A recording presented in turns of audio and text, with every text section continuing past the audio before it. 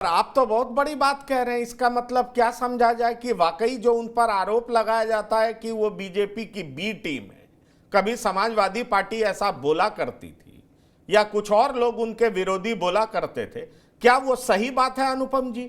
क्या ऐसा आपको होता हुआ दिखाई पड़ रहा है, या मायावती की महत्वाकांक्षा इतनी ज्यादा बड़ी है जिसको लेकर के विपक्षी पार्टियां उनको अपने साथ लेकर चल पाने में सहजता महसूस नहीं करती? विपक्षी पार्टियां कह तो रही हैं आप हमारे साथ आइए, पर पता नहीं उनकी ऐसी क्या मांग है जिस वजह से विपक्षी पार्टियों के साथ वो जा नहीं पा रही हैं। क्या या वाकई ऐसा है जो डॉक्टर सुनील कौशिक कह रहे हैं कि वो बीजेपी की बी टीम की तरह काम कर रही हैं, वो ज्यादा से ज्यादा नुकसान बीजेपी विरोधी पार्टियों को पहुंचा रही हैं? जाती तौर पे तो नहीं जानता जो बात डॉक्टर साहब कह रहे हैं, पर डॉक्टर साहब पुराने और बहुत रिसोर्सफुल और बहुत विश्वसनीय पत्रकार हैं। कुछ कह रहे हैं तो मैं उसको ऐसे नहीं खारिज कर सकता। बहरहाल, जिस बात को मैं जानता नहीं उस पर मैं क्या कमेंट करूं, लेकिन मैं ये जरूर जानता हूं कि मायावती ने कोई ऐसी एक्सपेक्टेशन नहीं की जो पूरी ना हो पाए। मैं आज से 7-8 महीने पहले जब ये इंडिया नाम के विपक्षी गठबंधन शेप भी नहीं लिया था, तो मैंने ही सबसे पहले ये नैरेटिव शुरू किया था कि मायावती प्रधानमंत्री पद के लिए विपक्ष का सबसे उपयुक्त चेहरा है। और मैंने इसके कारण भी गिनाए थे कि महिला है, दलित है, कुशल प्रशासक है, और सबसे बड़ी बात इकलौती महिला, इकलौती लीडर हैं जिनके खड़े होने से ध्रुवीकरण नहीं होता। अखिलेश यादव खड़े होते हैं ध्रुवीकरण हो जाता है, लालू यादव खड़े होते हैं हिंदू मुस्लिम हो जाता है, कांग्रेस खड़ी होते हैं हिंदू मुस्लिम हो जाता है। ऐसे मायावती इकलौती महिला है। लेकिन वो वीडियो बहुत वायरल हुआ, आपने देखा हो, लेकिन उसमें मैंने ये भी कहा था कि जहां ये बात सच है कि वो सबसे उपयुक्त चेहरा है, वहीं ये बात भी सच है कि कांग्रेस या कोई और पार्टी इनको कभी विपक्ष का चेहरा नहीं बनाएगी। अरे वो तो नीतीश कुमार के चेहरे पे नहीं तैयार हुए। आपने नीतीश कुमार का चेहरा लाया, उन्होंने तुरंत खड़गे का चेहरा सामने कर दिया। तो अब वैसे में मायावती, भाई कांग्रेस के 3 ही वोट बैंक थे, ब्राह्मण, दलित और मुस्लिम। ब्राह्मण बीजेपी ले गई, दलित मुस्लिम रीजनल पार्टीज ले गई। आज भी उत्तर प्रदेश के बाहर दलित वोटों की सबसे बड़ी सौदागर कांग्रेस है, चाहे वो मध्य प्रदेश हो, राजस्थान हो, छत्तीसगढ़ हो, झारखंड हो, हरियाणा हो, कोई भी जगह। अब ऐसे में अगर आप मायावती को प्रधानमंत्री पद का चेहरा बनाएंगे तो आप मान के चले कि पूरे हिंदुस्तान का दलित एकजुट होकर मायावती के पीछे चलते हैं, और उसके बाद जो आपका रहा सारा वोट बैंक है वो भी खत्म हो जाएगा। तो मैं नहीं मानता कि भाई कांग्रेस, अब केजरीवाल को ले ले, केजरीवाल कभी दिल्ली में मायावती को बर्दाश्त नहीं कर पाएंगे, हरियाणा में नहीं कर पाएंगे, पंजाब में सबसे ज्यादा नहीं कर पाएंगे। पंजाब में दलित वोट सबसे ज्यादा केजरीवाल ले गए। तो ऐसे में कोई भी पार्टी मायावती को प्रधानमंत्री पद का चेहरा नहीं बना सकती। अब रही बात मायावती की, मायावती इस बात को समझती है। मैं दावे से कह सकता हूं कि मायावती बहुत हार्ड बार्गेनर है। मैंने उनकी बार्गेनिंग फर्स्ट हैंड देखी, लेकिन ऐसी उन्होंने कोई डिमांड नहीं रखी होगी कि मुझे प्रधानमंत्री पद का चेहरा बनाओ। अलबत्ता एक चीज जरूर है, ये समाजवादी पार्टी है, जैसे राष्ट्रीय जनता दल है, जैसे ममता बनर्जी हैं, ये सारे लोग, जैसे डीएमके है, जैसे शरद पवार हैं, उद्धव ठाकरे हैं, ये सारे लोग गठबंधन से एक पर्टिकुलर राज्य के लिए समझौता करते हैं। कोई बिहार में, कोई बंगाल में, कोई यूपी में, कोई महाराष्ट्र में। मायावती का अगर उससे कांग्रेस से समझौता होगा तो कम से कम 1 दर्जन राज्यों के लिए होगा, यूपी, एमपी, महाराष्ट्र, राजस्थान, हरियाणा, छत्तीसगढ़, बिहार का। तो ऐसे में ये एक मामूली समझौता नहीं होगा।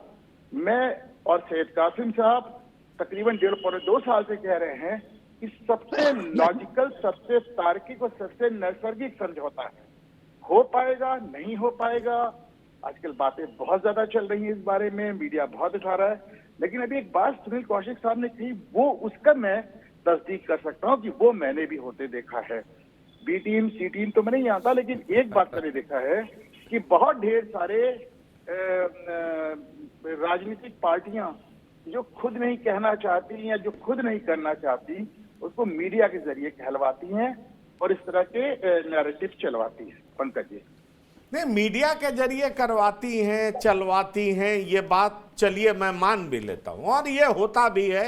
इस बात को मैं भी समझता हूं और मैंने भी कई बार इस तरीके से देखा है कि अचानक सुबह सुबह घंटी बज जाती है, हालचाल पूछा जाता है, इधर उधर की बात होती है और फिर एक बात कह दी जाती है और उसका मतलब होता है कि अरे सर, तो अरे ऐसे चल रहा है, पर आप देखिएगा, आप पता कर लीजिएगा, पर ये नहीं कि मैंने आपसे कहा। इस तरीके से बातें तो होती हैं और वो समझ में आ जाती है कि कैसे मीडिया में बात लाए जाने की कोशिश की जा रही।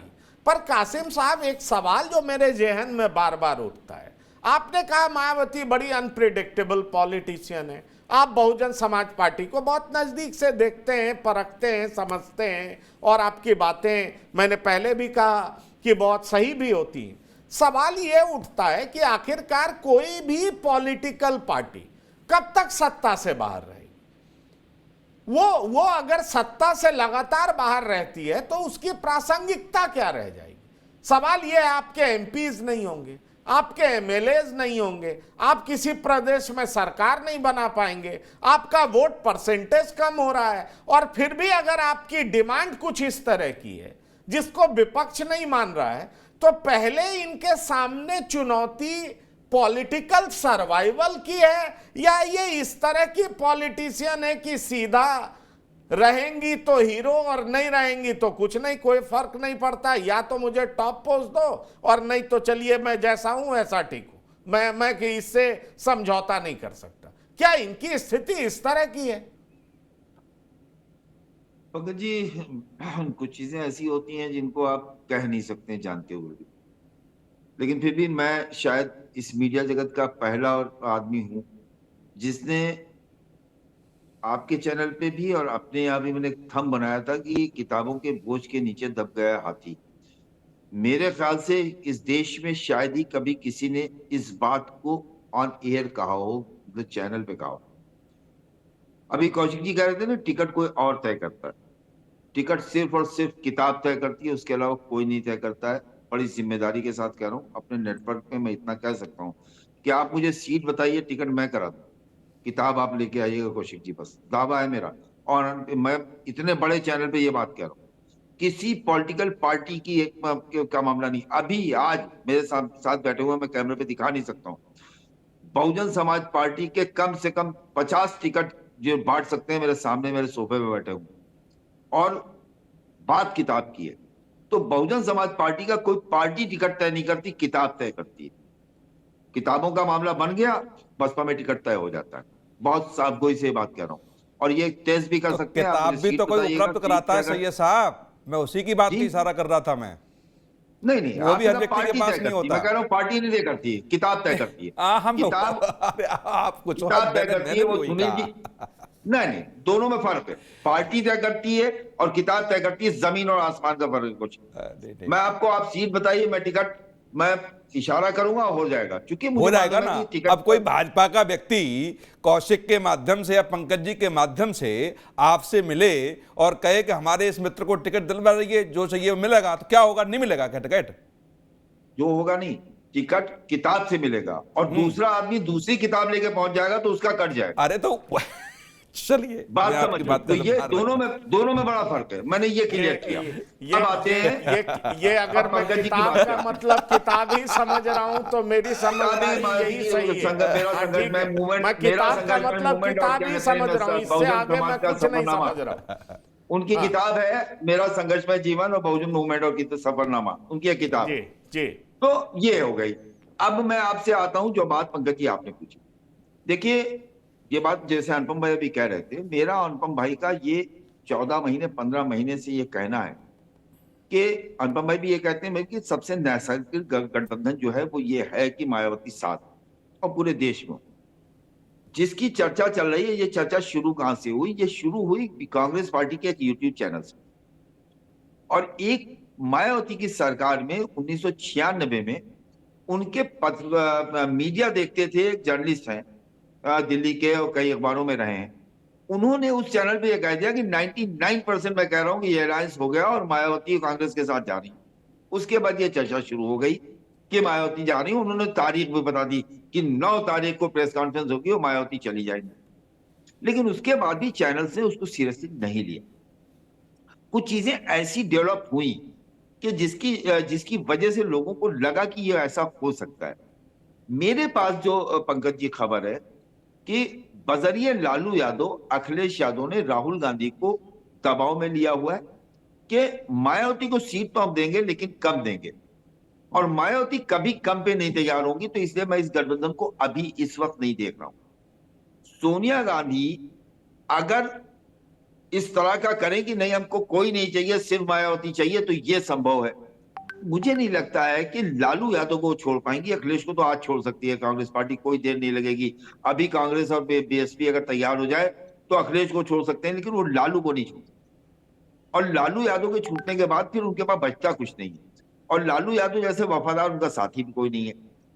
तो मायावती टफ बार्गेनर है, इसमें कोई शक नहीं, लेकिन मायावती की कैलकुलेशन में अगर ये बात आ रही होगी कि 50 सीटें अगर हमको मिल रही हैं, 20,000 स्टेट से मिल रही हैं, 30 उत्तर प्रदेश से मिल रही हैं, 50 में हम 35 जीत सकते हैं।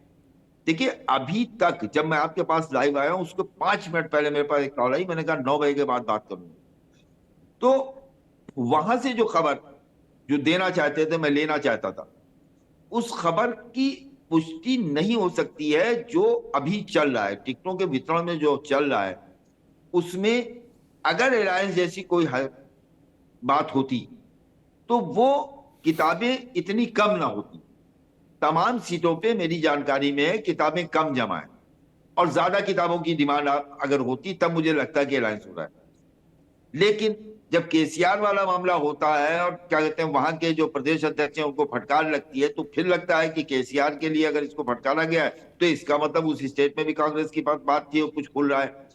बहुत घालमेल है, और इस घालमेल में इतना तो आप समझिए कि अभी तक जब हम लोग बात कर रहे हैं, मायावती किसी गठबंधन का हिस्सा बनने के लिए उन्होंने हामी नहीं भरी। जब उनके परिवार के लोगों को नहीं पता है, उनके टॉप के कोऑर्डिनेटर्स को नहीं पता है। कल मेरी बात हुई 2 लोगों से, बड़े कोऑर्डिनेटर्स हैं, राष्ट्रीय कोऑर्डिनेटर हैं, कई कई राज्यों के प्रभारी हैं, मेरी बात हुई, उनको भी नहीं पता है। या ये हो सकता है कि वो अपनी हंसी में उस बात को छुपा रहे हो। तो मायावती कुछ करती हैं तो उसको जानने के लिए बहुत फोन लगाने पड़ते हैं। मैं लखनऊ में बैठा हूं और लखनऊ में मायावती मौजूद हैं, कोठी पे कोई गया नहीं, किसी नेता से मुलाकात हुई नहीं, किसी का आवागमन हुआ नहीं। सतीश मिश्रा का जरूर आवागमन बढ़ा हुआ है, 2-2 4-4 घंटे उनके घर में गुजर रहे हैं। तो ये अगर है कि एससी मिश्रा बात कर रहे हैं, आके इनको बता रहे हैं, फिर जाके कर रहे हैं, तब उसको कुछ नहीं कहा जा सकता है।